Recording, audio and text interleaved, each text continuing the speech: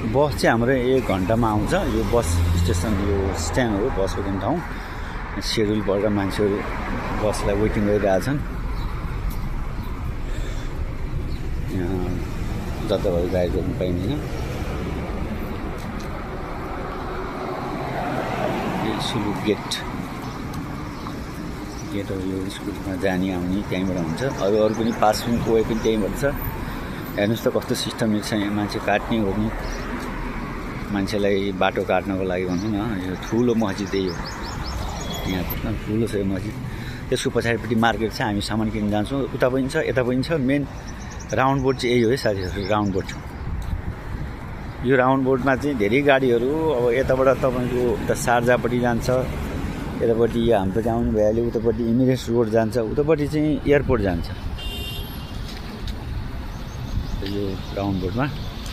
अनि यो मार्केट पनि छ, हामी यो मार्केटमा गर्छौँ, किनमेल गर्छौँ। र अर्को उतापट्टिको अपोजिट भइहाल्यो, यसरी मार्केटमा गर्छौँ। यहाँ मेडिकल छ, दबाई फार्मेसी भनौँ न, मेडिकल भन्दा पनि फार्मेसी, मेडिकल अब केही चिज हुन्छ होला।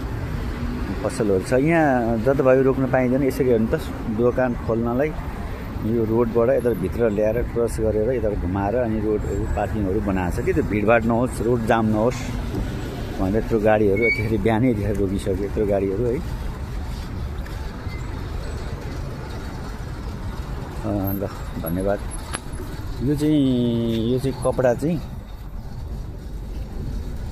चाहिँ यो हाल्ने ठाउँ हो। यहाँ पुरानो कपडाहरू यताउता कपडा भयो भने कपडा ब्याङ्क, क्लोथ ब्याङ्क भन्छ, क्लोथ सेन्टर। यहाँ कपडाहरू छ भने ल्याएर यहाँ हालिदियो, उनीहरूले गरिबहरूलाई बाँडिदिन्छ।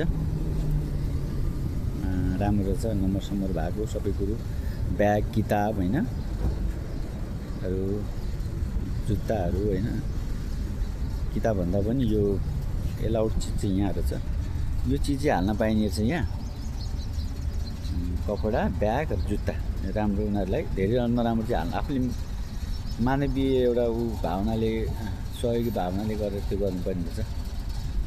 क्लोथ ब्याङ्क पनि आज पहिला थिएन यहाँ है, आजकल राखेको छ। यस खुसी लाग्यो। हामीले पनि कपडाहरू भयो भने यहाँ ल्याएर हालिदिनु पर्ला। यो मार्केट एरिया है सबै, यता चाहिँ फार्म जाने एरिया हो, सबै फार्म हाउसको भित्रपट्टिको। हस्, धन्यवाद।